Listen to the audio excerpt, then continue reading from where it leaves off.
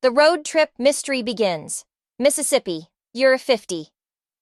When we first rolled into Mississippi, we thought this 50-state journey would be nothing but holiday lights, small-town charm, and the occasional meltdown caused by tired kids or questionable gas station sandwiches.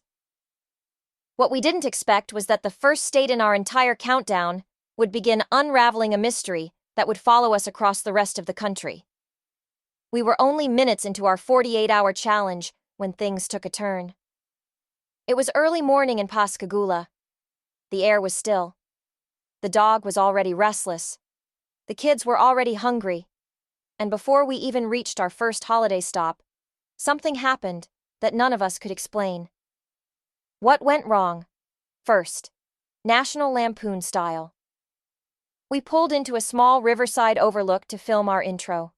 The plan was simple: get a beautiful Mississippi sunrise behind us, introduce the challenge, impress the viewers, and pretend the kids weren't arguing about who touched whose backpack. What actually happened looked like something out of a National Lampoon outtake. The dog jumped out, ran directly toward the water, slipped, and nearly pulled Dad in with him. One kid spilled an entire thermos of hot chocolate on the only clean jacket we packed. The drone refused to connect. And just when Mom finally got everyone in position for the intro shot, something tapped the windshield hard enough to make us all jump. We looked. No one was there. A single metallic fragment rested on the hood of the car. That was our first clue. The urban legend of Mississippi, the Pascagoula, phantom lights. Mississippi is home to one of the most enduring urban legends in American folklore, the Pascagoula phantom lights.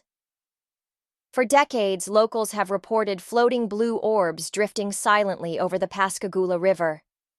No explanations, no witnesses who could agree on what they were. Only stories of lights appearing where no lights should be. We knew the legend. We didn't expect to become part of it.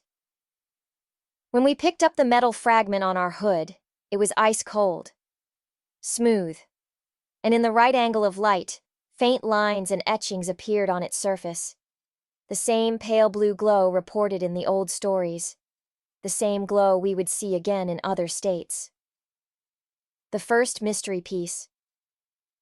This was piece 1 of 7. We didn't know it yet, but this object was more than a souvenir. The faint etched lines would eventually align with others. The angles matched parts of a map we hadn't seen. And under the right light, a small coordinate revealed itself. One of 7 points we would later assemble. But at the time, all we knew was this. Someone left this piece for us, and someone wanted us to find it. Our top 5 Mississippi holiday stops. Despite the strange start, we pushed forward with our $100 challenge and visited the 5 holiday locations we came for. Each one had something unique, charming, or chaotic enough to remember. 1. Gulfport Harbor Lights Winter Festival. Huge displays, waterfront views, and enough food stalls for everyone except anyone on a tight budget. We walked. We looked.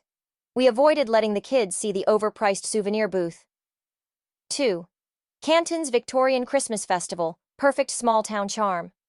Lights, decorations, local music, and the dog nearly knocking over a display of antique lanterns older than our entire family line. 3. Natchez Christmas at the bluff overlooking the Mississippi River, calm and peaceful. Until the wind caught our tripod and sent it rolling toward a couple taking engagement photos. 4. Biloxi Shrimping Christmas Parade, half coastal chaos. The dog tried to chase a float. Dad blamed the dog. Mom blamed Dad. The viewers will blame all of us. 5. Cleveland's 50 Nights of Lights Quiet. Pretty. Exactly what we needed. Until we noticed the shadow standing near a tree line behind us. The stranger who started it. All at the last holiday stop, a man wearing a dark jacket walked past us slowly. He never looked directly at us, but he stopped near the edge of the lights and said quietly, "You found the first one." We turned. He was already walking away.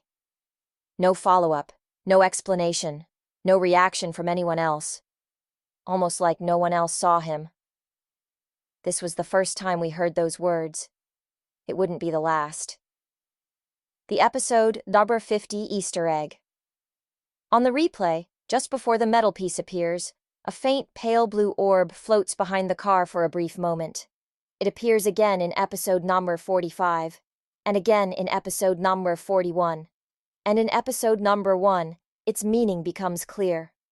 For now, it's just the first clue that something is following us.